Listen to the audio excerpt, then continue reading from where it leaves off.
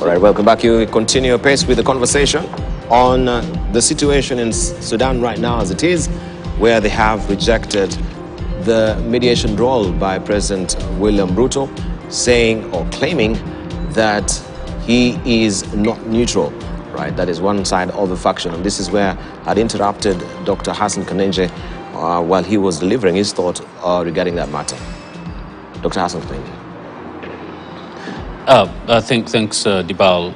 I'm still a firm believer that Kenya is still the best bet, in trying to lead this process.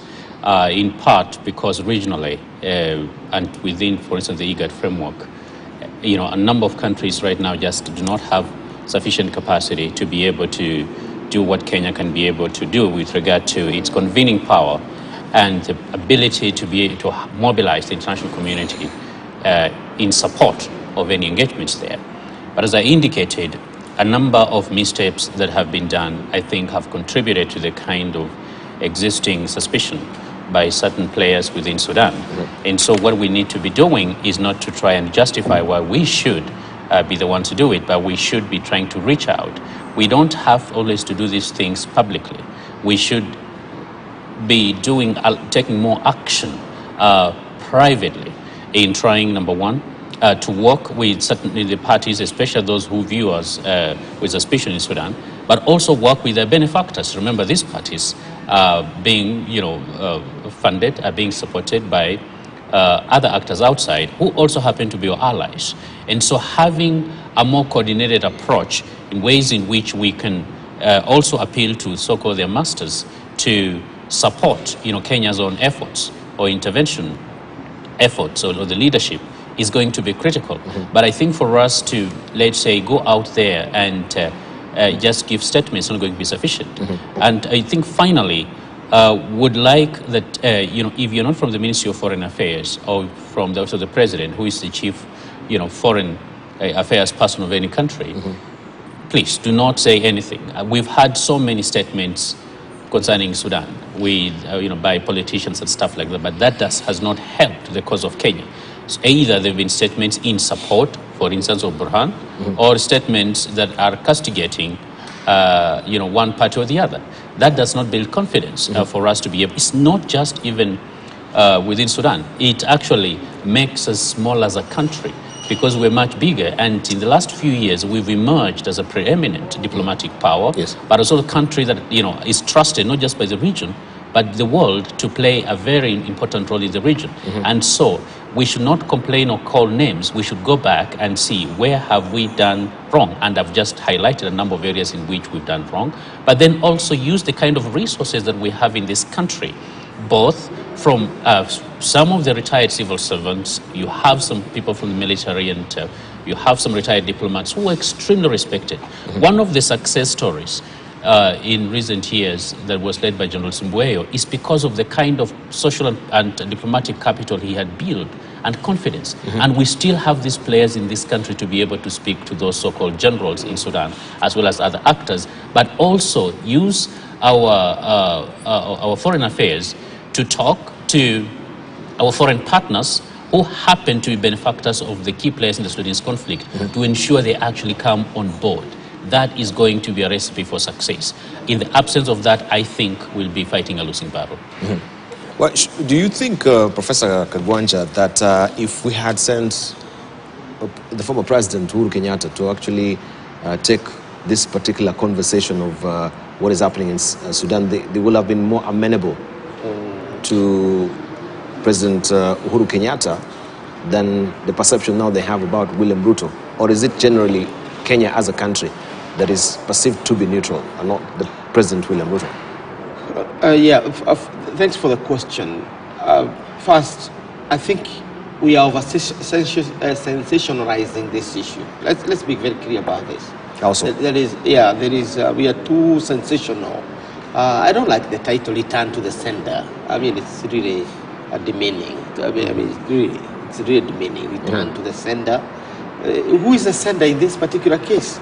IGAD sat as a regional body and agreed on the framework of intervening in the Sudan.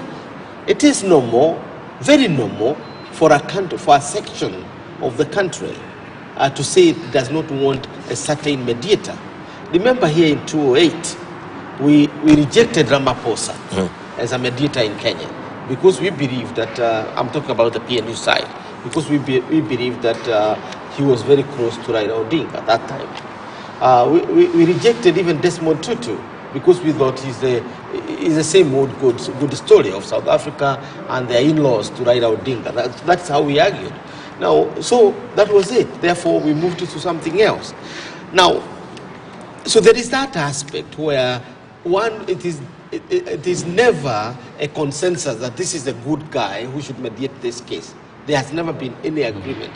The mediator must be imposed, because it is not, if they know who is right to mediate, why are they fighting? They should mediate themselves.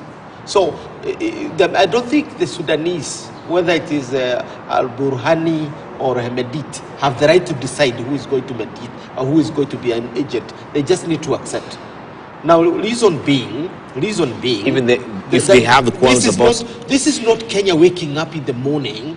This is not William Ruto waking up in the morning and going to Sudan and saying, I'm going to mediate. He could have done that as a regional anchor state. We've done that in other countries. We take a position and push it as a country. This is a regional consensus. And it is the largest consensus we have seen in years. Because this time at least we have Eritrea in the fold. So it was decided that there is going to be a quartet. Look at the nature of the dispute. I know you're talking, Ruto welcomed Hemedit. Hemedit was welcomed by everybody. He was welcomed by Ethiopia. He was welcomed by South Sudan. Hemedit had been traveling this country. Remember, his militia is stronger in terms of numbers than the government. It was 120,000 fighters. Yes. It is more armed in terms of modern technology, the drones. It is enjoying the drones for the Gulf states, right? It is supported by even some superpowers, if you must look at it that way, who have interested in gold in Darfur and related places. So Kenya is not doing what not everybody else is doing. Everybody has welcomed Hemedit. Why is it a Kenyan problem to have Hemedit in our country? He was welcomed even by Egypt. He has been in dialogue with Egypt over their own captives, the Egyptian soldiers, 250 of them who are in Sudan. So Egypt has also been in conversation with Hemedit. So we must begin to locate this problem where it is. There is the return of what I would call regional geopolitics within IGAD. That who is the leader of the IGAD thing. Ruto is not the first, quote unquote, to be rejected. In fact, Uhuru was rejected as a mediator of Ethiopia. Contrary to what we are putting here on the table. That is why they went for Obasanjo as the head of the African Union. And that's why the peace was moved to South Africa, because Kenya is not seen as neutral. Or rather, there is the resistance to Kenya's leadership. And I think this is the lesson the Kenyan leaders need to embrace, that there is no automatic acceptance of Kenya's leadership in the region. And therefore, when you go to the Congo, we have seen demonstrations in Goma against Kenya. And this is the mediation which we are talking about, against Kenyan military, against Kenya's mediation. Why? Because Rwanda and other countries don't think that Kenya has legitimacy to ask. We know the interest of Rwanda in Congo. We know the interest of Uganda in Congo. What is Kenya's interest in Congo? That's a question that has been asked. So there is, as a country, we need to get it very right that we are being opposed in terms of our leadership. Because as a rising anchor state, yes, we have been opposed. From 2018, we have had the opposition, very strong opposition from Ethiopia. Let's be clear about this, because Ethiopians are our long-term friends, and friends talk straight to each other. That is why Kenyatta was going to be the chair of IGAD. The night before, they called on South Sudan to take over the mantle. And then we realized that Kenyatta is going to have a tussle with Salva Kiir in the meeting in Ethiopia, because some of the leaders within the region, both Djibouti and Ethiopia, had said they were going to support Salva Kiir, and Kenyatta decided, I'm not going to be in this kind of a silly thing. So he withdrew his candidacy, and that's how IGAD collapsed. and that's how Hamdok was elected. This time round, there is still the same tussle. Is it Kenya or South Sudan? So it's a continuation of a fight we are familiar with. Does this also, if we may, conflict the issue of Somalia as well, where Kenya seemed to have taken a side? And this is also what affecting the security of, the security of the entire region as far as Al-Shabaab is concerned, because it seems that they're giving more prop to, is it Somaliland? Yeah? What, Kenya? Yes. Yes. Giving what? All right. Okay. Just think about that, but we need to hear from Professor Sungi as well. I think my friends have really spoken about the issue, and that's the problem of coming last. But I think for me, the irony is, and we spoke about this during the break, is that the RSF are getting legitimacy now, and these are criminals. Yeah, they've committed crimes in Darfur. They have committed genocide in Darfur. But today they are getting legitimacy from all these power players, global players. They are given a seat, a high seat, while these problems, while we have victims in Darfur who have not received justice. So, as a student of international law, this is where sometimes we ask questions: is international law legitimate? And whose interest is international law for? It seems like it is double standard. It applies differently to different entities. So I think that's what I can say. But also, if IGAD has failed, we have a larger regional, continental union. The African Union can come in and bring about legitimacy if the question is whether a party is not trusted to mediate. I don't see why the AU cannot get in and try to solve the problem. I know we are going to talk about Ukraine, but we have all these problems in Africa, but our leaders are going to Ukraine to try to seek peace. Why not seek peace just next door? Right, why not seek just next door? Ahmed Hashim. No, one day, President of DRC, Mr. Kabila, rushed to Nairobi because there were huge amounts of containers of gold. You remember? That were taken from the DRC and found themselves here in Nairobi. And the entire political leadership was at State House. Debal, I suspect that the Hemedi and his gold mine in Sudan are up to hanky-panky. And its tentacles might have reached many areas in this region. And I think that we need to understand three very important things in Sudan. Number one, there was a coup d'etat against an interim civilian government. Yes. I think this is very critical for us to remember, that the General Burhan and Mr. Hemedi are illegal occupants of power who have not been elected, and they're from the military who staged a coup. That we have to understand. Three, we have to understand that the revolution in Sudan has been suppressed. It wanted civilian government, and it wanted the price of bread to go down. And I think that, Debal, it is very important for us to recognize this fact, because the great Alexander de Tocqueville, the Frenchman who visited the United States and wrote the book called Democracy in America. He said, you know, I went to America and I found all the good guys were in the private sector and all the bad guys were in the public sector. But for some, because of the right of the amendments of the Constitution, willy-nilly the United States has moved on and become a superpower because of its democratic traditions. Now the Sudan, Debal, is in a struggle against democracy and military rule. And the underpinning issues, Debal, are Hemedi's gold mine. He owns a gold mine, an individual. He owns a gold mine. The General Burhan's army owns 50% of the economy of Sudan. The reason they separated the Sudan is because when George Bush was given the mineral map of the Sudan, and this is with his published work, he looked at the Sudan and he said, oh my God, the amount of resources that are in the Sudan are insane. And that is why the international players are there. That is why the international players are in Somalia, they're in Sudan, and it is wrong that the intellectual elite in East Africa is not speaking about it And I think that they should welcome our intervention in the Sudan. And I think that President Burhan has made a strategic mistake because Kenya was sympathetic to the army, less sympathetic to the RCF.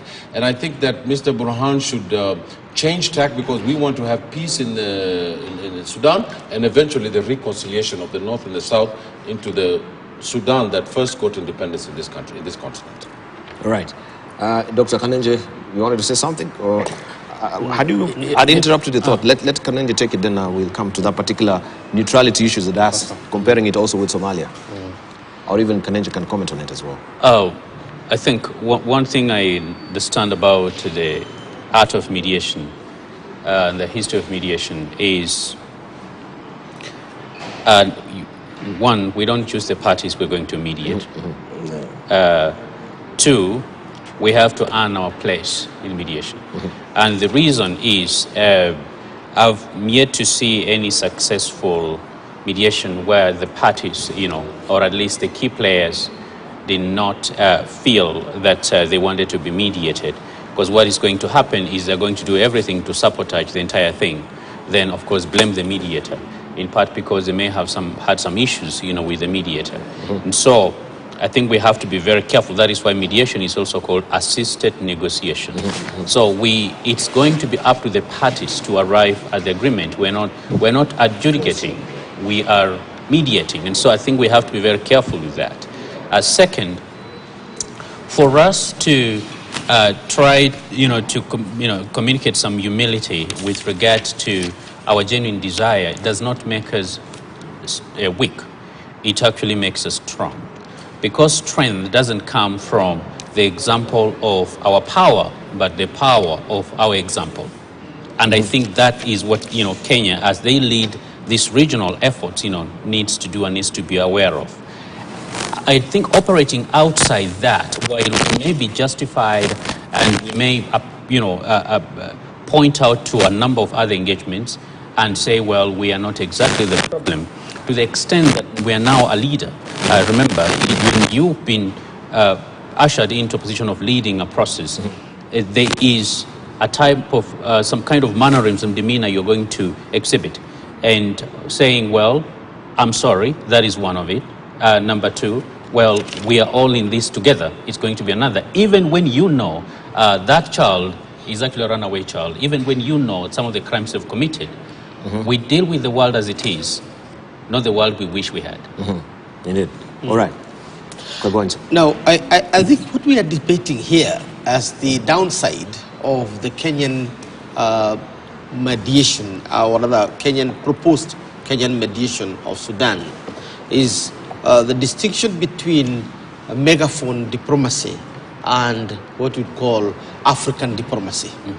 African diplomacy is based on what we call behind the curtains kind of interactions. Don't make it public. And I think one of the problems we've encountered in Kenya's engagement in the region generally is not the fact that we are vocal or assertive of our interests, but that sometimes we are allowing certain negative forces to kind of shade color our opinion about things in the region. And the distinction is not very clear whether this is the government position or this is individual position. And therefore, through Twitter, and don't forget that Twitter has become one of the most influential sources of information. Those 140 characters that we put there are now shaping the diplomacy, what we are calling the Twitter diplomacy. And the Twitter diplomacy is basically doing havoc or wreaking havoc on Kenya's diplomacy, because everybody is on the whatever on the Twitter saying things about our diplomacy. That's one. The second is the whole question of the architecture of our mediation as a country. You need to be a Superman to mediate in Congo, mediate in Ethiopia, mediate in Sudan, mediate in South Sudan, and you have a role to play in Somalia, which itself is a very complex situation where we have Somaliland and Somalia, and all these things have to be mediated. Kenya seriously needs capacity. Yes. for mediation. And that capacity needs to be seen as distinct from the Kenyan state. It is a Kenyan capacity supported by, the government. And that does not mean that the president cannot open the talks and then close the talks. And from time to time, it come in and make a comment. That's how we did it in Sudan, the original mediation in Naivasha. President Moi was never there in Naivasha, in Simbaroj. He wasn't there. Simbaroj was about Subeyo, Razara Subeyo, and other Kenyan experts. But we never went beyond Subeyo and build capacity around ourselves, which is predictable and known to the region as a credible, neutral mediation force. Would not be where we are now. My suggestion would be Kenya urgently need to appoint a special envoy to the Sudan. They need to urgently do that, and this must be a person who is understood regionally, who has credibility and who has done that job before. And we have a number of these people. I would mention Mahbub Maharim has served the region for donkey years with great perfection. We have Mohamed Afey, who is currently a special envoy of the United Nations. I know Hashi would like to be in that position, as well. But after the opening comments here, I think you bring your chances. That is a part of the democratic system we have. But when it comes to serving the republic, the president has every right to choose whomever he wants. So in other especially words, smart guys. we need mediation capacity. We need mediation capacity as a country. The question is, when we intervene in Sudan, when we intervene in Congo, when we intervene in Ethiopia and other parts of the world, which kit are we using? And who is going to edit or audit that kit? Do we have a facility into which our partners can input? South Africa has what they call the Renaissance Fund, right? Which they use and audit, and is even strategize on what they are going to do. So it's a concerted force. So when South Africa intervenes in a country, it's effective and it's clear. And if it is not effective, you can access why it was not effective. In Kenya, it's ad hoc. You wake up, it's knee-jerk, you wake up and you are mediating in Chad. I remember at President Kenyatta, we even extended our tentacles to Central African Republic. We are mediating in Bangui, and I'm not even sure we knew the name of the capital of that country. That is blasphemy. Let's just wind up on it. I think it's very important. I have been saying this for donkey years, maybe. The Ministry of Foreign Affairs needs to be reformed, and there needs to be a more mechanized system of understanding our region, because now we underpin a lot of things in this region, and what we need is an intellectualism beyond a bureaucratic reaction, because what we need to understand is to synthesize and analyze nations, countries in the region, and have discussions on what's going to happen next. That should be the issue. We shouldn't just be waiting to react to what's happening in the region. We ought to contemplate about it before. And that requires thinking. That requires analysis. And I think that we have to bring back analysis to the Ministry of Foreign Affairs so that we can help the region. The region is going to help us. Thank you. Because a stable region is good for Kenya. All right, thank you. Now, I had promised you last week that the Africa Peace Mission in Ukraine and Russia, headed by the 7 heads of African countries, that was actually being led by President Cyril Ramaphosa, was going to Russia and Ukraine. And we're given to understand for 26 hours last week, a South African airplane sat stranded on the tarmac of a Warsaw airport filled with 120 bodyguards and 12 crates of weapons that were intended to protect President Cyril Ramaphosa during an African peace mission to Ukraine and Russia. The stranded plane was just the most visible sign of the challenges to a peace mission that had always faced an uphill struggle. The African leaders had a rare diplomatic opportunity. They are one of the few delegations that managed to meet the president of both Ukraine and Russia within 24-hour period. Russia fired a dozen missiles at Kyiv, and the African leaders were hustled into a hotel basement for safety when the missiles were knocked down by Ukrainian air defense system. Mr. Ramaphosa's spokesperson, Vincent Magwenya, heaped scorn on the incident, telling South African media that the so-called explosion were merely an amusing bit of disinformation. His comments infuriated many Ukrainians who pointed to the debris from the downside missiles that had injured 4 people in Kyiv and damaged many homes there. When the African leaders arrived in St. Petersburg for the Russian leg of their mission, Mr. Putin interrupted their opening statement and rejected the support for Ukraine's internationally recognized borders. But let's just hear what Ramaphosa told President Vladimir Putin and also President Zelensky, which is up next. Greetings to you, President Putin, President of the Russian Federation, and indeed also extend my greetings once again to my fellow heads of states, as well as the other colleagues or heads of government and envoys of the presidents who cannot be here. Let me say that we would like to thank you for agreeing to meet us. We are a 7 African nations peace initiative, and we are essentially on a peace mission to try and promote peace between Russia and Ukraine in this conflict. We have some 7 points or 10 points that we would like to raise. Our proposal really revolves around 10 elements. The first, of course, is that we want to listen. We're here to listen, as we did listen yesterday to President Zelensky.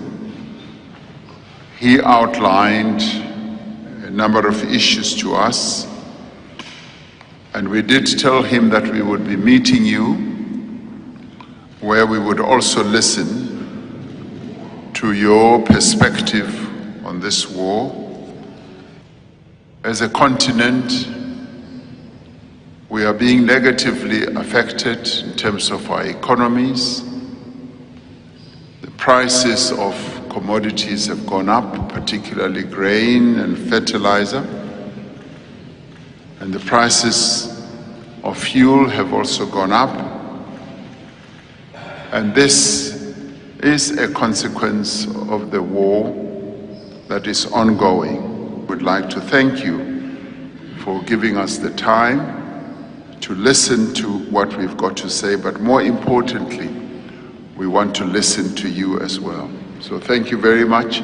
In favor of preventing global and regional stability and security, as well as peaceful conflict settlement and creating a just model of international relations. We support your desire to conduct independent, sovereign and peaceful policy. We welcome the balanced attitude of our African friends with regard to the Ukraine crisis. Just briefly, that is what the African Peace Mission in Ukraine was doing.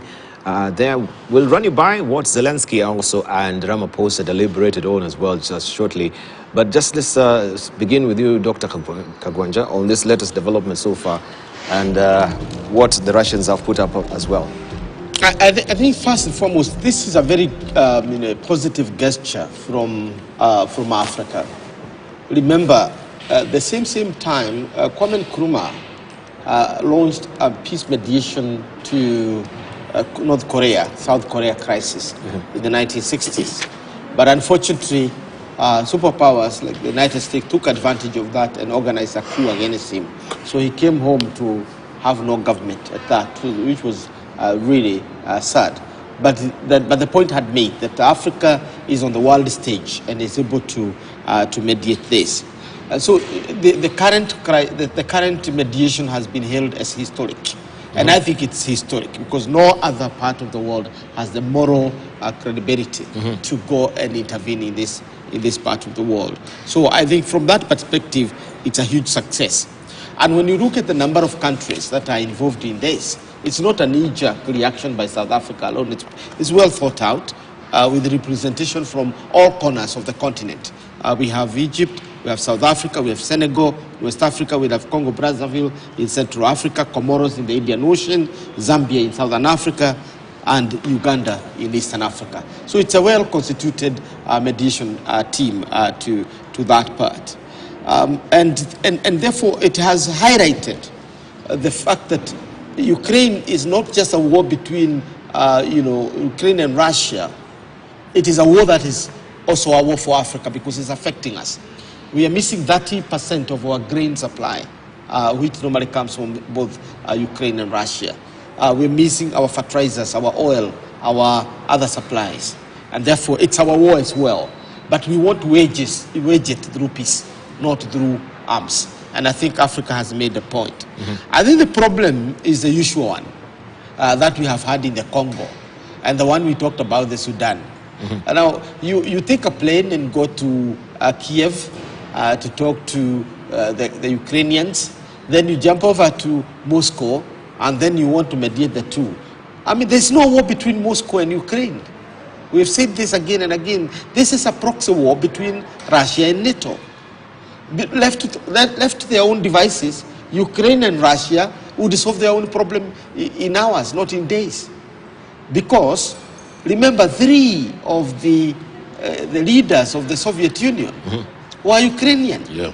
In fact, Russia is not Russia without Ukraine, given those who study history. Kiev Rus. Yeah? Kiev Rus. Yes, yeah. Kiev is Russia. I mean, and therefore, what we are talking about, what we are saying here is that the Africans might as well be holding the wrong end of the stick. Have you moved to Washington? I mean, and brought in America as a case of mediation? Because have you gone to Bahrain? Because the Germans are the ones who are also supplying arms. Have you gone to Portugal, the headquarters of NATO, to talk to those guys and tell them that it's not in the interest of Africa to have you guys waging war against Russia in order to bleed it to death? Because as you are doing it, you're also bleeding us to death by starving us. I mean, we need to expand the scope of this mediation beyond Ukraine and Russia, because it's not a Russia-Ukraine conflict. This is what has been called the Third World War. And the Third World War is now only short of the killer weapons, the weapons of mass destruction. Yeah. That's all what's lacking. Otherwise, everything else is in play. The Germans are in Ukraine. The British are in Ukraine. The Americans are Ukraine. Because some of the supplies cannot be operated by Ukrainians themselves. So that's the point, that the African mediation needs to be thought in terms of its broadness. Let's approach other actors who are key in this conflict. We need to approach China, because China is an ally of Russia, and it is not going to allow Russia to fall, because after Russia fall, it is the next in Hawaii. What to call it? The island. That is Taiwan. The island that is at war, in conflict. And every time you read any Western media, they say the increasing tensions in Taiwan, the increasing tension in Taiwan. Who is increasing the tension? Because they are preparing for China after they have had Russia for breakfast. They want to have China for dinner. You're not going to be the new ambassador to the US. Kebal, let me add to the militancy of our panel, because I believe militancy for Africa is a good thing. And by the way, I said Alexander de Tocqueville. It's not Alexander, it's Alexis de Tocqueville. So let me correct myself. Kebal, you know the great Egyptian writer Mahfouz, Allah Yarhamah, said that God did not intend for religion to be a gym, an exercise club. Do you know, like, what he means is that you just don't go to the church or to the mosque and exercise yourself. You know, that's not the intention of religion. The intention is quite different. It's spiritual. such a great writer, you know. So, Debal, I put it to you that the very core of Ibn Khaldun's interpretation of international relations and Thomas Hobbes. You know, Thomas Hobbes is the one who took everything from Ibn Khaldun and made it his own. He had no original idea. All his ideas come from the great Ibn Khaldun. So Hobbes argued that the international relations was based on a one sovereign, the Leviathan, while Ibn Khaldun argued for Darul Islam and Darul Harb, which means a place of light and a place of struggle. So he lifted the ideas of Ibn Khaldun and then wrote a book, a big book like this we read in college, called Leviathan, which came to completely ridiculous assessments, which I completely disagreed with. But the thing is that this idea of having a Leviathan in world affairs is probably the most inaccurate and unhistorical issue that has ever been written about or thought about. There has never just been one Leviathan. There has been, in the same language and vocabulary of the great Edward Said, where civilizations have had conflict, but that conflict in a way was a way of informing each other. The minute the first beginnings of conflict end, what follows was this information between civilizations. And I think that the American line of taking the Leviathan, where it wants to be the single unipolar policeman in this world, and the attempts by the rest of the world to say, no, we need to have a balance in international relations. Already the Americans are hegemon. They're the leading coalition with the Europeans in international relations. But the global south contains the overwhelming majority of the people of this planet. And when the BRICS sit down, Debal, 4 billion citizens sit. Debal, we ought to understand that, and you remember I argued about this, you were there in the program, I said President Ramaphosa has to take leadership in African diplomacy with Mr. Sall and the AU to intervene in Africa. Africa is the only continent that can intervene in this issue. And I'm glad that I've seen what Mr. Ramaphosa has done. I think it should be, the South Africans should have also used their police and their army and their airplanes to land in Khartoum as well. And to have a dual policy on Sudan and Russia, because Sudan is more important to us than the Ukraine, and because it's in our continent. And Debal, I think that Mr. Zelensky, I predict, in exactly 1 month, is going to seek peace terms with Russia. Let me tell you why, Debal. The Americans are going to ask him to do it. The reason they're going to ask him is because now the Russians are prepared to use tactical nuclear weapons in this war. If the NATO alliance in Ukraine crosses the river and goes into Russian territory, Debal, we will be in an unprecedented terrain, and it will be difficult to restrain the response of Russia, which I think will be ferocious. Therefore, I believe that the Americans and the Chinese are already talking in Beijing, I firmly believe, about how they're going to bring peace between Ukraine and Russia. And I put it to you, and I predict in this show, that the détente between Russia and the United States is precisely about breaking the ice in Russia, so that there can be a peace deal. And I want you to remind me on 21st of next month, I think there's going to be a breakthrough in international relations, and this peace between the Ukraine and the Russia will come. The only issue that I don't haven't pinned is whether they're going to give up the Donetsk regions where the Russian minority lives, or there's going to be special privileges for people in that region within Ukraine, or it's going to go to Russia. That's the sticking point to that place. Right. Dr. Sungi, then we move on also to what he was talking about. I don't know who Hashi speaks to, but it seems like he has a lot of information. But I think we're missing something here. In your opening, you spoke about these Africans who were stranded in the airport forever. Yes. Yeah. So to me, this is the same old thing about, racism, looking down on Africans. You can look at how the evacuations were done in Ukraine. We heard stories of Africans being left behind and suffering. So to me, this is really not a good gesture, and it shows that black people are still, you know, a race that is looked down upon, and so it undermines all this that we're talking about. Yeah. We have people who are accompanying leaders from the African continent who are left stranded in the airport.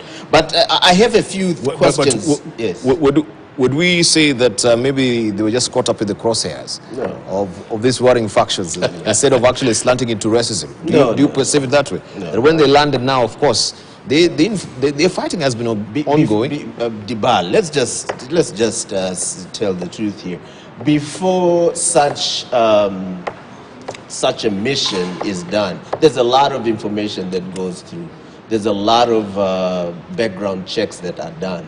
So, I mean, you know, it's not that this was something that was done in a whisk and people didn't know who was coming. I'm sure that there were lists and everybody knew who was coming. But I just want to ask some few questions here. So, what is the credibility of African leaders in solving conflicts in the globe? Let's say in our continent. I think the track record is bad, so that's number one. Number two, is Zelensky really an autonomous actor in the council? No, he's not. The answer is no. So I mean, on the substance of this mission, I'm not sure how much this mission or initiative was a success. But perhaps, now I'm being a cynic, perhaps, you know, our leaders went to Ukraine because, you know, they have hungry Africans who don't have food, you know, and they are suffering, and this is one way of making sure that we eat. But look, we have this Of course, it's our interest as well. No, we have this huge continent that has fertile land. Why can't we feed ourselves? Yeah. So I think these are important questions to ask ourselves. But I also commend this initiative because it also shows that Africa is a player in international relations. That at once we can go somewhere and speak to superpowers, well, not respecting whether they're going to listen to us. But I'm really a cynic in this because of the track record of these issues. All right, we need to just wind up on that particular issue, and then I thought you chimed in on this. No, yeah. In fact, I thought I had begun with him. All right. No. Okay, continue. How dare you? I wanted to go to the Sino-US I want to ties. hear what he has to say. Yes. Yes. Because of time as well. Yes. When parents start behaving badly, you know, children have to stand up and communicate their agency. And the continent has watched in despair as the adults are behaving badly because they seem to be drunk with power. And so we are trying to demonstrate our agency that we've also come of age. We're 1.4 billion people, you know, 4 times or 5 times the size of the United States. We are a big continent, and it is an important gesture at a time when the world is very polarized. But what is important, you know, here also to remember, this is actually a third world war. There are more countries involved in the current war than the total combined number of countries involved in the First World War. And almost as many as the number of total countries were involved in the Second World War. So this is clearly a third world war. There's no other way to put it. One thing that is critical for us to know, and why certain efforts may not be, succeed, not because they're not well intended, not because they've not achieved the agency, like the A, for instance, meant to commit to drive, is those who are in NATO, if I have to be a little bit cynical, but also pragmatic and practical, they are determined to fight Moscow to the last Ukrainian. Moscow is determined to fight Ukraine to its first atomic bomb. Yep. In there. And the reason I'm saying the first nuclear is because that will force people to talk. Because if they don't, those nuclear bombs are going to escalate to other European capitals. And literally, that is going to mean another nuclear holocaust. However, the way in which it's going, there doesn't seem to be a lot of reason coming from both sides. There's a lot of emotion, there's a lot of passion, there's a lot of hysteria.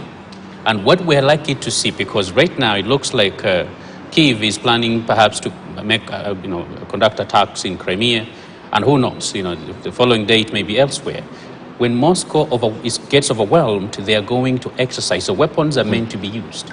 And they're going to be able to use some of the most destructive weapons. And he said he will use them. And that, I think, is a prospect that we are we're not alive to. We need to be alive to that.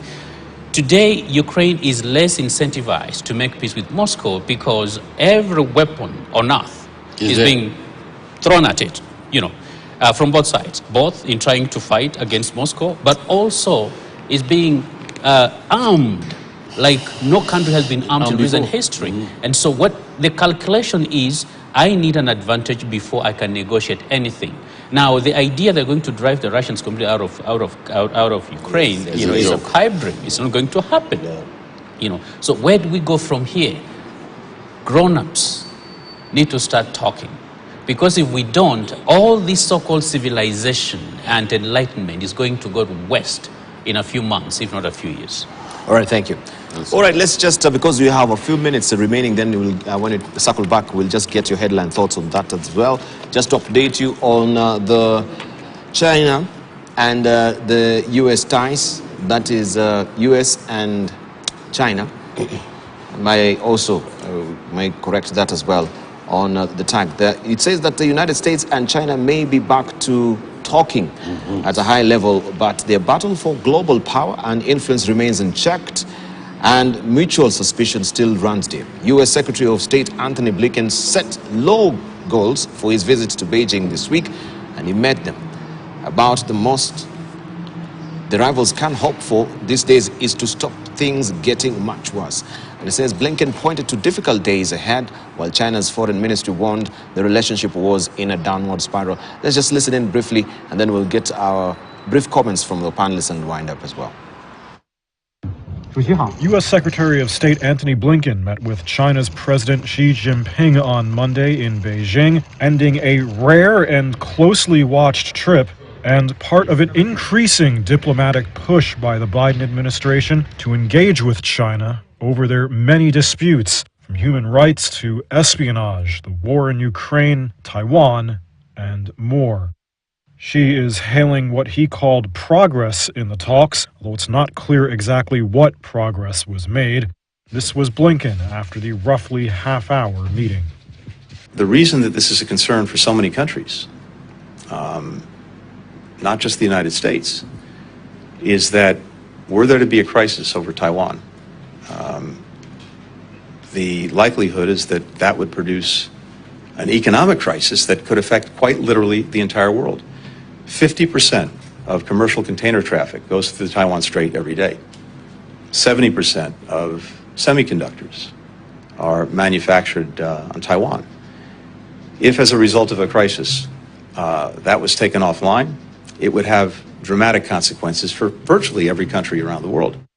The optics of the meeting did appear positive. However, the venue was Beijing's Great Hall of the People, which is usually used for heads of state. Blinken also called the meetings candid and constructive. Right, that is a recent visit of Blinken to China.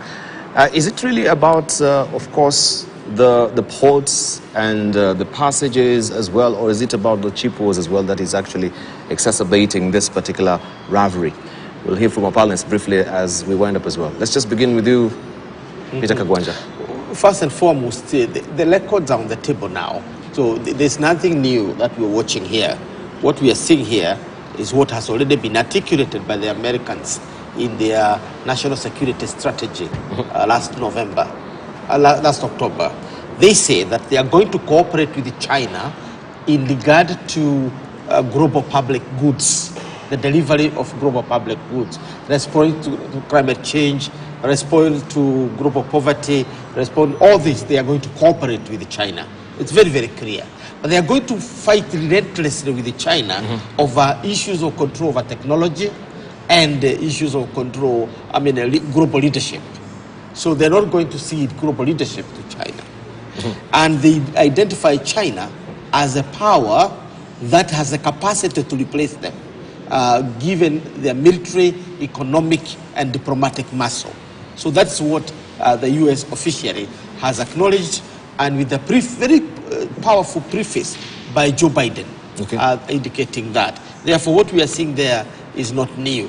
It's just an implementation of that script. All right. Well, I have an alternative view. I think the Americans are asking the Chinese to end the war in Ukraine. And I think they are going to, the chip they're going to give is Taiwan. Because the Secretary of State of the United States said clearly, right there, that they recognize China. Claim on Hong Kong, they know that the relationship between Taiwan, but it is the Chinese government that the United States recognizes. Remember, the United States does not recognize the Taiwanese government. Thank you. This is an important point to know. So the most important diplomatic issue, security diplomatic issue of the United States today is to end that war in Ukraine, because it's not going the way they wanted it to go. They have tested the Russian military, they have tested their weapons, and now the line of control is going to go beyond what is there now. So they have to end that. Thank you. All right. I think I'm very happy. I'm very happy that this has happened. And this probably answers my brother's question. I mean, people have to sit and talk. Talking brings the temperatures down. So I think this should continue. These discussions should continue. All right. Dr. Kanenja. China and the United States are the two biggest powers in the world today, and stable Sino-American relations are central to the stability of the world economy as well as the world peace. In recent years, that has suffered, and I think there's need for a reset. Thank you. So we want to wind up on that particular note, but you have the latest copy of Foreign Affairs there. You might want to grab that, July-August 2023, which is on air right now. Tell me how this ends. This is the latest copy of Foreign Affairs. Tell me how this ends. Is there a path to victory in Ukraine? Is there a path to victory in Ukraine? You've seen the efforts of African leaders as well. And this is the probing question on the front page of Foreign Affairs. Also, the latest copy of The Economist, America's new best friend, why India is indispensable. America's new best friend, why India is indispensable. And you can see there who's actually posing with a tiger. This is President Biden. Also, I want to show you what we have on the latest copy of Perspective. Read the world differently. It's multipolar world. It's a multipolar world. And this is by Toby Green, Michael Bally as well. You can read all about the multipolar, where the world is gravitating to right now as it stands. Right, that's the latest that we have on Global Today. I want to thank our panelists, Peter Kagwanja, Professor Peter Kagwanja, the CEO of Africa Policy Institute, also Hamid Hashi, Governance and Policy Analyst. Thank you for coming through. The Director of Horn Institute, Dr. Hassan Kanenje. And also, I want to thank Professor Simeon Sungi, who is a Professor of Climate Criminal Justice. I want to say climate justice. Thank you so much for coming through this morning. Right, don't go away. Much more coming up on the other side of the break. It's with News Diary. Okay.